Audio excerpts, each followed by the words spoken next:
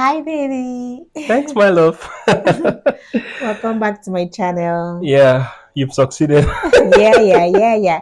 Guys, if you're happy to have him, please put your hands together for my sweetheart, my soulmate.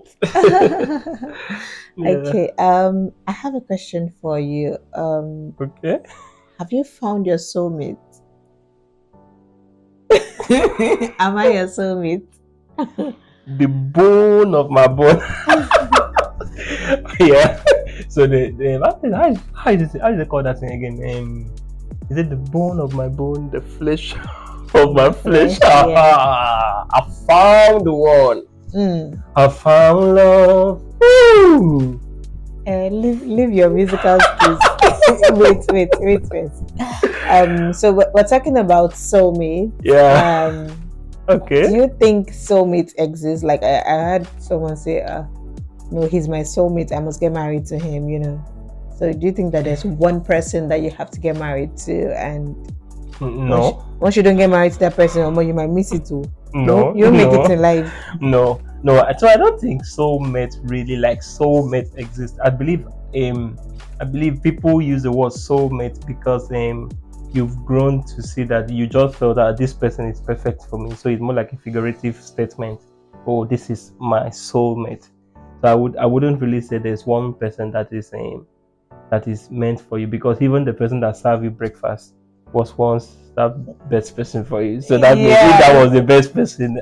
Yeah, I mean, I could recall my Yeah. former relationship. I prefer to before we got married. Yeah. When I mean, if you know what I put the guy through, like I put him through a lot in terms of. I said, because I met this person when we were serving. I like, no, we can't, be in a relationship, because I felt we're gonna like go apart and everybody would go their separate ways after our service. And I knew that he wasn't like based in my city. And so that was like a no. Not well, there were other factors, but let me just say that was like one no I gave the person. And then Bessie was still persistent. I like, okay, if you're really serious, come to my city. And the person came to my city, and everything looked like perfect, because I like, this guy has gone trailer. Like I'm looking at 2-3 years now down the line, and it was still like there. Like, oh, I found the one. Me. So like it felt like the perfect person, because it was really like. And they serve her breakfast. No, I served the breakfast. Well, the breakfast was served. But then, I mean, I felt like I'd found the one. And it was for the main one to come. The person came like a John the Baptist. For your mind, Abby. For your mind. Preparing the way for Jesus. And when Jesus arrived, he said, "Behold, this is my beloved son, in whom I'm well pleased." Okay. How do you know you found the one? Do you think you've talked about not having like, there's no soulmate for someone. Okay, so I feel like it's a mystery. Saying that there's one person for you is like a mystery. You create the one for you. You create your soulmate. Yeah. So let's just say until you get married, there's no soulmate. So you make your husband your soulmate. You make your partner your soulmate. So now now I found my soulmate, because we're married. So we can now sing, "I found love for me." But we may not kill. Never sing. Calm down. It's only what I sang. God. Okay, so basically, young girls, young guys out there, if that lady is saying no and you've prayed about it and you're like certain that this is the one for me, you cannot force yourself on her. You can't force her to be your wife or to be your husband. So you can't. It simply means she's not the one for you. So move on. She's not your soulmate. Yeah, she's not your soulmate. You shouldn't die there like. So I mean, there's no one person for you. Wouldn't God be so wicked to just create just one person for you? Yeah. Imagine that you live in Africa. Yeah. And the one for you is in China, and you're miles away. And without, let's just say there was no telephone. Yeah. That means you will struggle all your life to make sure that you find that person. Travel. Look for means, emails, get the person's number before you now finally, the struggle that you have to like pass through before you find that person. Yeah. Because every person you keep meeting, you're like, this is not the one. This is not the one. Yeah. The one for me is actually in China. It's like having A and B. So it must be this B. If it's not this B, it cannot then be. My life will be miserable. I think that's a very myopic way to think that there's just one person that God has designed for you. So for me, I think the aspect of soulmate is more like you got married to the person, or you discover that your visions and you guys are now thinking alike in so many things. Like, okay, you're compatible. Yeah, the person is really helping you achieve your dream. You're helping the person achieve your dream. So you now give like a figurative statement. This is my soulmate. This is the person that was meant for me. Yeah, this is the one that I can do life with. Carry the vision and my insight. We can work together as a team. Yeah. So I would say this way. The question should be how do you know that you found the one? How do you know that you found your soulmate, the one that's more like God designed for you? You need to discover first that your vision and kind of thinking aligns together. That the person is trying to help you achieve your dream. You're trying to help the person achieve his dream, and you guys are more compatible, right? Think alike. Yeah, but I think let's leave the grammar. You said I'm your soulmate. So how do you know that you found your soulmate? Tell them. I found because whenever I see you, I have this butterfly in my tummy. Oh shit! Like right now, there's something doing. It's a butterfly. What butterfly is that? It's a butterfly in my tummy. That's how I got to know that. Tell them the reality. I got to know that you're my soulmate because there's a butterfly. Okay, now let's be serious. By the way, butterfly is part of the thing, but it should not be the main thing. Yeah, the attraction. It's very important to be attracted to the one you love. Yeah. Okay, so for me, I would say you've been more like you've really supported me in my career, and you've helped me grow to a point that I really did not imagine, because first there was nothing so much about me, in as much as I knew I was on the right track, but I feel did not find so much clarity. But when we met, there's this thing, begin to know, this person is really I'm now committed to you, and in that case you've always been pushing, so I now want to show you that I'm doing that. This is the same person that you did not make mistakes. So I'm now trying to keep more like improving myself, keep staying up to date with everything I'm doing, just to keep pace. Not really that I'm pursuing you or you're pursuing me, kind of, but just to make sure that that nobody is leaving anyone behind. So we grow together. So that is one of the things that Can I cut you short, please? Yeah, go ahead. Yeah, I think you're telling them the reality now. Can you tell? Okay, it's actually good to know the reality now, but can you tell from the standpoint of when you first met me, how do you know that I'm gonna be your soulmate? Yeah. Okay, I don't know. This may not be the regular. This may not be the regular kind of how people fall in love. Our one was quite not very. My relationship with you, or my knowing that you're my wife, was not love at first sight, kind of. I just saw and I knew she was my wife. I think I grew into loving you. I think I've said it before. I grew into loving you. I saw everything that I would need, but there was no this conviction.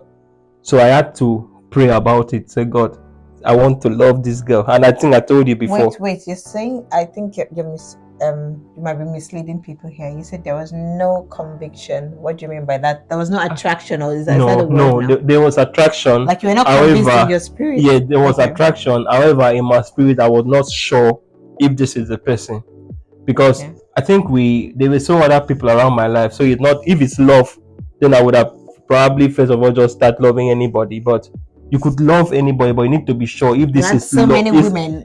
I didn't have many women. I have many people around my life. Women, music ministers. But I wanted to be sure that this is not.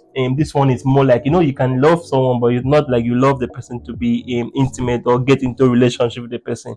Good job, bro. This person is fine. This person is nice. But so I tried to make sure. But when we got closer, I was like, there's something about this lady. Oh my goodness. Tell them. There's something about this lady, and I felt like, okay, I started praying about it. I told God I wanted to love you, and if if it did not grow to that point, there was no way it would have we would have how do I call it, proceed with anything. But when as time keeps going, or what will I say it in, what the right English to say, like as we progress over time, thank you very much, I discovered that it was real and more like the knowing. I began to know that this is the person, and I did not even waste time when I knew the person. I told you immediately. You've not talked about the things that you saw, okay, or the things that you think people should look at. You said, how do we know the one, right? That's what we're talking about. So I would, or do you want me to come in? I think you should, because I've talked about how I met you, so it's best to, all right, so I would say it this way. This so you didn't plan for this. Okay, so I would say it this way. How did I know that she's the one? How did I know that you're the one? It was not just physical, because you were fine. I would say you were born again. Of course, other people were born again. But I would say there is this something. You compare me with others? No, I'm just trying to. I'm trying to know how I knew that you were the one. I think I know. I think one of the things that really stood you out of this sweet spirit within you, that more like this sweet aura. My head is this sweet aura within you that you put. How would I feel like? Because you've never told me this before. Alright, go ahead. This sweet aura that was like when I think you were humble. I was like, humble. Yet I think you were doing well, and you were so humble, and you were so comfortable with my growth. You were like, see the way this guy is, and I knew I was heading somewhere, but you in career, you already you were more advanced than me, but yet I felt it was like, okay, there's something about this lady for her to even agree to stay with me. So I think that was one of the reasons I was like, well, this could be a good option, and it was, believe me, it was AI. Yeah. So I would say I got to know that she has a sweet spirit, and she was very humble and down to it. Most of all, she was born again. So what else do you want? All right, good one. Nice. Thank you. Yeah. How did you know I was the one? Okay. I think I've already shared my story. Okay, in case you haven't watched my story about how I met my husband, go watch it. It's gonna be put on the, and the somewhere description? in the video. Yeah, description. I think we should put it in the description. Yeah, description. Okay, so how I knew that you were the one. Yeah. I'd say that when I talked about my previous relationship and how I broke up and all of that. During that period, I had 4 guys. Look into my eyes and say it. I had 4 guys. I had this friend that was really my friend. Then I had someone that came through within that period. Okay. I was praying about a fine girl. Yeah. And I remember I went to our youth conference, CGMI youth conference. Is it youth conference now? Or something, CGMI things are convention or thereabouts in August, and I was praying. Then we're actually just doing business. What I would say is, when I first met him, the fact that he was, I mentioned it before, the fact that he was very industrious and he was a go-getter, and he was choleric in the sense that when he has something he wants to do, he wants to get it done. And I know that I'm a bit I'm a bit laid back. Yeah. See, if you know me, you know that I'm a visionary. I accomplish my goals, but I'm not if you give me something to do, I'm not the first person that wants to do it, but I will definitely get it done. But my husband is, the moment he has a task, he wants to finish it and get on to the next one. So that was a first point of attraction. I would say wow, this guy is so passionate. And then you were more passionate, you were passionate about my project, which was already interesting to me. Yeah. And then, of course, I prayed about it, and I was actually praying about somebody else, honestly, during that convention. And then after that convention, person came back to say that he wasn't ready. Wow, and why will you why will you ask a lady out when you know you're not ready? You said he wasn't ready. Yeah. Okay, I moved on to the next person or whatever. But the major things I would say that I looked out for, and how you can know the word is, I think you mentioned it already, compatibility in terms of purpose, in terms of vision, in terms of values, in terms of paradigm. How do you guys reason? Yeah, reason. In terms, when we're talking, we could see a clear alignment. Yeah. he is a music minister. I love music, I love worship, and I could see someone that was passionate about God. And as we got to speak together, I could see, although my fear about music ministers is that they have women around them, and you could not really tell with the ones that were really genuine. So because of that, even though I like music ministers, I'm very careful because I want to be sure that I'm not getting into, I'm getting into a genuine Christian. During our conversation, I could see that from our conversation. Similarity of values, supportive. He was very, very supportive. He supported my vision and he brought it to reality. That was like, the game changer. And then he loved the Lord. I think that's it. So someone just have to hold my head right now. So basically, I mean, what I'm looking out for might not be what you're looking out for as a person, but make sure that you're focusing on values or things that can stand the test of time. Yeah, not things that are replaceable. Yeah, not ephemeral things. Oh, she has a big butt or something. Or he's very tall, he's macho. Of course, those things are important, but if you focus on that, but it's very important. That big is very important. No, what are you saying? It's very important. It's very important. Okay, but I mean, I'm speaking for all the men right now. Don't focus on only physical attraction. But I mean, you will know that you found the one when you see that you guys are compatible. Like you're before the person says one, you've sent to like you have similarity of values, purpose, vision. You are in alignment. Not somebody is saying A, you are saying Z. That's a disconnect. So, do you think we should talk about expectation versus reality? Like when you saw me from far, what you thought I would be, what you ordered. What I got. Like, did I meet your expectation in terms of if you look through the various stages of relationship and now marriage, like in terms of you found the one, and then when you meet the one, and then when you're living with the one, are there any differences? You're asking that question, right? Of course, okay. I'm asking that question. Okay, so what I ordered. Okay, I'm listening. Okay, what I got exceeded what. So when you order something, I think one thing about marriage is in as much as God will reveal so many things to you, or you're convinced, you really cannot know it all. Know it until you enter into the marriage. You really cannot. Dating and marriage. Yeah, you can see. Yeah, there are two different things. You can see signs of how your marriage will be while you're dating. Yeah. But you will not have 100% glimpse. How do I call it? Experience until you get into your marriage. So what I ordered, yes, exceeded my expectation. What I got exceeded my expectations. I'm not saying that because she is here, but the thing is, because we've really grown from how we were.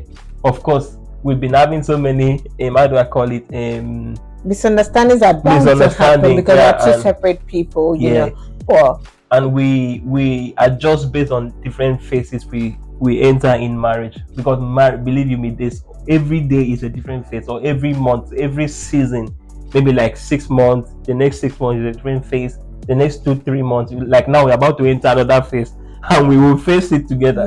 So every in fact, in 1 year we can have like 3-4 phases in marriage based on what we've experienced so far. There's always something is always changing. So I would say, okay, go ahead, let me allow you to talk here. No, what I just wanted to bring it home. Like that, I'd say that man of God that you're saying that is praying so fervently in church, that music minister that when he takes up the mic and he sings like, oh God, I've gotten to heaven. Lord. He is a human being, and you can meet him in the bathroom and it takes the toothpaste from behind from the front instead of behind, and you're like, what's this? Or he just comes back home and puts his shoe instead of putting it in the shoe rack, he puts it like at the entrance or in the middle of the sitting room, and you're angry. What are you trying to say? I'm just saying that, of course, you're the perfect man for me. But I'm just saying that the one that you think is the one, by the time you start living with the person, by the time you start dating the person, it's usually different. If when the person gets angry, it'll be a totally different. But like, oh, you can be like this, yes. That man of God also gets angry. Yeah, so what I'm saying that no one is perfect. Yeah. Even the so-called one that you can see outside that looks flawless, beautiful lady, beautiful shape and all of that. If you see how if she wakes up in the morning, she might not be as beautiful as you used to see her outside. Yeah. So you should also adjust your expectation. Yes. Understand that no one is perfect. You are not even perfect. So there are some character traits in you that you don't even know. Yeah. Nah, it's married that bring it out. I mean, like, is this way? Yeah. For me, I will say it this way. Sorry, like for this one, this will really relate to the guys, the groom. The Bible called them bridegroom. So you as a groom. No, we are the bride. You're the bridegroom. That's what I said. And the Bible called us the bridegroom. Rather, that's what I wanted to say. We are supposed to groom them to what we want.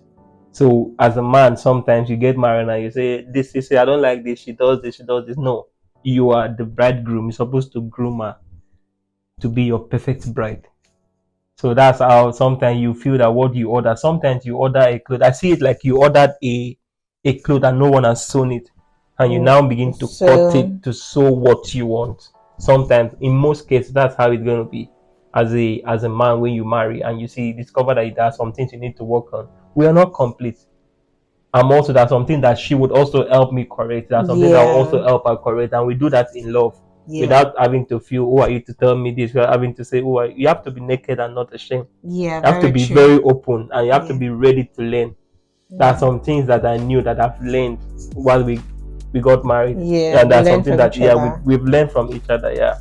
And there are some things that you cannot change. Don't try to change them. Just live with it. Carry your as long as it doesn't affect your marriage. As long as it doesn't affect your marriage, just keep going. This is how this person is. Just keep going. Yeah. You cannot change them.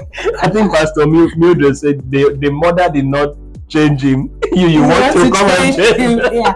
That's why someone is a late sleeper. The other one is an early sleeper. Yeah.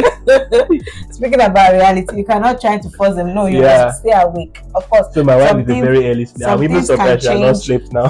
That's what I'm saying now. Some things can change you, like a child, Yeah. But you should not try to change them to suit your personality. Instead, try to see how you can work around. There are some that you have to just try and see how you can work around their lifestyle and all of that. But I think we should also balance it. That's not giving you a license to be selfish. Yeah. Because even when you know that this is really how you are, sometimes you need to adjust just to accommodate other person's need and at that moment. So you need to be very flexible. But you as a person, you don't have to change the person if it's not really affecting you. Yeah.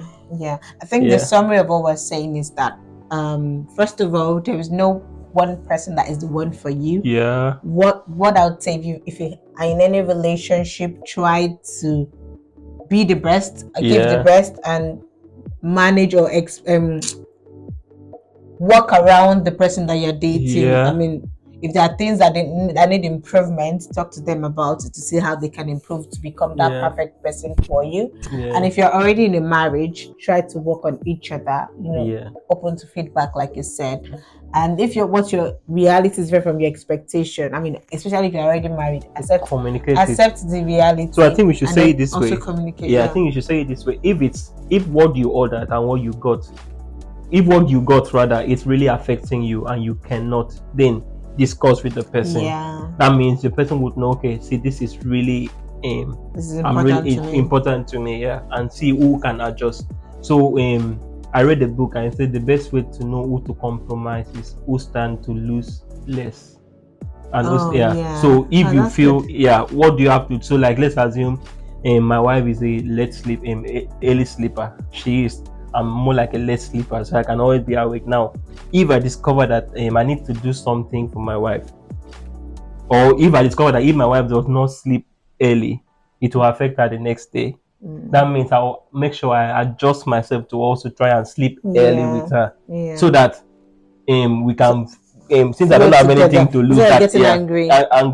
Because if I sleep late or I sleep early, it doesn't affect anything. So I can. In that case, I'm the one to compromise. So whoever have more like less to lose should compromise. Yeah, that's the best way to compromise. So that's one thing. also. So you have to communicate. That was what I wanted to say. Communication, or you seek counselor, like go to a counselor, a trusted counselor to counsel the two of you and all of that. And I also professional help. I also think one of the challenge people have is when you're dating, you begin to feel like you are so perfect. You're not. You need to let the person know that you show your weakness. Stop maxing so many things and want to unmax it. It doesn't make sense. So you now feel, especially for men of God, we have this issue that we always feel like we want to show the lady that we are perfect. So everything. I pray more than anyone. Yes, we want to show everything that we are perfect. Hence, when we now get married and we begin, we want like and the woman sees your flaw like a man of God, you too, in fact. So all those things. So you need to show the person, see, I'm a human as well, so that you don't have to make the person feel, I did not expect that this will come from you. No. I think that's the summary of our video. If it blessed you, like, share, subscribe, and see you next time. Bye. Thank you.